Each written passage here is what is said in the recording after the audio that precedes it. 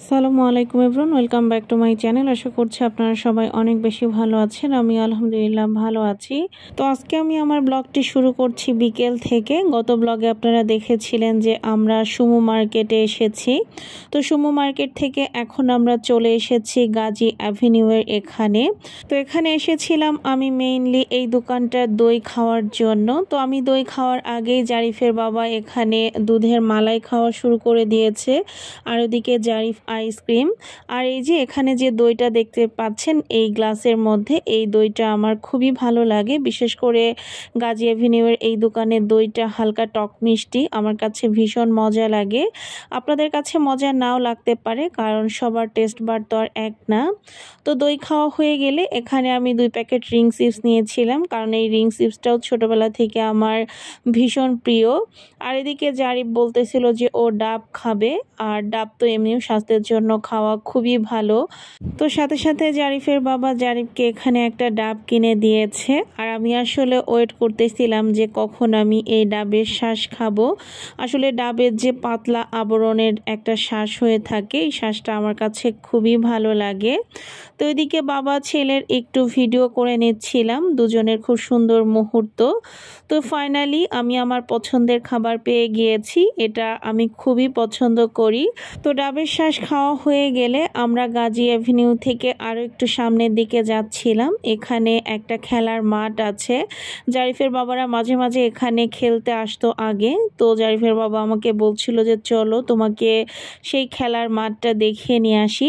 তো আস্তে আস্তে আসলে হালকা অন্ধকারও হয়ে গিয়েছে, তারপর এখানে খুব মিষ্টি একটা বাতাস হচ্ছিল। তো আমরা এখানে বেশ কিছু সময় দাঁড়িয়েছিলাম, আর এদিকে দেখতেই পাচ্ছেন কি সুন্দর একটা চাঁদ উঠে গিয়েছে। মাশাআল্লাহ, খুবই সুন্দর একটা দৃশ্য ছিল, যদিও হালকা অন্ধকারের কারণে কোনো কিছুই ক্লিয়ারলি বোঝা যাচ্ছে না, তবে এখানকার পরিবেশটা আমাদের কাছে খুবই ভালো লেগেছে। আর এখানে নাকি আগে একটা চায়ের দোকান ছিল, এখন আরও একটা হয়েছে। তো সেটাই জারিফের বাবা আমাকে বলতেছিল। তো ওখানে আমরা বেশ কিছু সময় কাটিয়েছিলাম, তারপরে একদম অন্ধকার হয়ে গেলে ওখান থেকে আমরা ব্যাক করেছি। আসলে এরপরে আর কোথাও আমরা দাঁড়াইনি, এখন আমরা বাসার দিকে চলে যাচ্ছি। আর এদিকে বেশ খানিকটা রাস্তা আসার পরে বসুন্ধরা আবাসিক এরিয়ার ভিতর থেকে হালকা হালকা বৃষ্টি শুরু হয়, মানে 1-2 ফোঁটার মতো। তো তারপরে আফতাবনগরে ঢুকতে এমন বৃষ্টি শুরু হয়েছে যে আমি, জারিফের বাবা জারিফ, আমরা তিনজনই ভিজে গিয়েছিলাম। আর এখানে বেস্ট বাই এসে দেখি যে পহেলা বৈশাখ উপলক্ষে বায়োস্কোপের আয়োজন করেছে। তো বায়োস্কোপ দেখে আসলে আমার ছোটবেলার কথা মনে পড়ে গেল। আর এদিকে জারিফের বাবাকে দেখতেই পাচ্ছেন, ও কিন্তু অনেকটাই ভিজে গিয়েছে। আর এদিকে বেস্ট বাইয়ের কয়েকটা সিলেক্টেড শোরুমে ক্রিম অফ মাশরুম স্যুপ খাওয়ানো হচ্ছিল, কারণ প্রাণে এই স্যুপটা একদমই নতুন লঞ্চ করেছে। তো আমাদের কাছে স্যুপটা বেশ ভালো লেগেছে, আমরা তো এখানে আসার সাথে সাথেই নিয়ে নিয়েছিলাম খাওয়ার জন্য।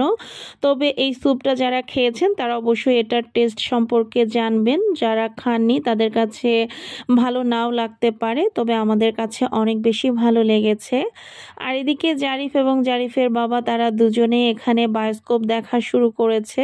তো জারিফ আসলে প্রথমে দেখতে চাচ্ছিল না, ওই জন্যই জারিফের বাবা ওর কাছে যাওয়ার পরে জারিফ দেখেছিল আর কি। তো পরে বেস্ট বাইয়ের সামনে একটা চায়ের দোকান আছে, সবুজ ভাইয়ের চায়ের দোকান। তো ওখান থেকে আমরা চার বিস্কিট খেয়ে নিচ্ছিলাম, কারণ আমাদের ক্ষুধা লেগে গিয়েছিল। 300 ফিট থেকে আসলে তো ওরকম কোনো কিছুই আজকে খাওয়া হয়নি। তো তারপরে আমরা চলে এসেছি বাসায়। জারিফ তো বেস্ট বাইয়ে গিয়েই তার পছন্দের 2টা খাতা, তারপরে কলম, এগুলো কিনে নিয়েছে। এখানে 2টা খাতা আর 2টা কলম নিয়েছে। আর ওইখানে আমি বাসার জন্য 2টা সাবান নিয়েছি, একটা মেরিলের আর একটা হচ্ছে গিয়ে স্যাভলনের। এছাড়াও এখানে আমি 2 প্যাকেট লেক্সাস বিস্কিট নিয়েছিলাম, একটা বড় প্যাকেট আরও একটা ছোট প্যাকেট। এই লেক্সাস বিস্কিটটা আমার কাছে বেশ ভালোই লাগে, হালকা মিষ্টি এর জন্য। এছাড়াও আরও এখানে 2 প্যাকেট রিং চিপস আর 1 প্যাকেট পপার চিপস নেওয়া হয়েছিল। জারিফ একটা কিন্ডার জয় নিয়েছিল 1 প্যাকেট ম্যাঙ্গো জুস, যেগুলো সে না নিলেই নয়। এখানে 1 প্যাকেট ব্রেড নিয়েছিলাম। জারিফ এবং জারিফের বাবা কিছু কফি নিয়েছিল। আরও এখানে 5 লিটার রূপচাঁদা সয়াবিন অয়েল নিয়েছিলাম। আমার কাছে রূপচাঁদাটা ইদানিং বেশ ভালো লাগতেছে, এজন্য আমি ইদানিং রূপচাঁদাটাই বেশি ব্যবহার করি। আর এখানে কিছু সাদা মিষ্টি আলু নিয়েছিলাম, এগুলো 300 ফিট থেকে কিনেছিলাম সেই সমু মার্কেট থেকে। তো এই মিষ্টি আলুগুলো আসলে ঢাকাতে ইদানিং অ্যাভেলেবেল পাওয়া যায় না, তো ওখানে পেয়ে গেলাম তাই নিয়ে এসেছি। দামও খুব বেশি না, 40 টাকা কেজি নিয়েছে, এখানে আমি 1 কেজির থেকে একটু বেশি নিয়েছিলাম। আর এখানে আমি 4টা বোম্বাই মরিচ নিয়েছিলাম আর 4টা আম নিয়েছিলাম। তো এগুলোই ছিল 300 ফিট থেকে আমার কেনাকাটা, আর বাকি কেনাকাটাগুলো ছিল আমার বেস্ট বাই থেকে। তো আজকের ভিডিওটা এই পর্যন্ত। সবাই ভালো থাকবেন, সুস্থ থাকবেন, আমাদের জন্য দোয়া করবেন। আল্লাহ হাফেজ।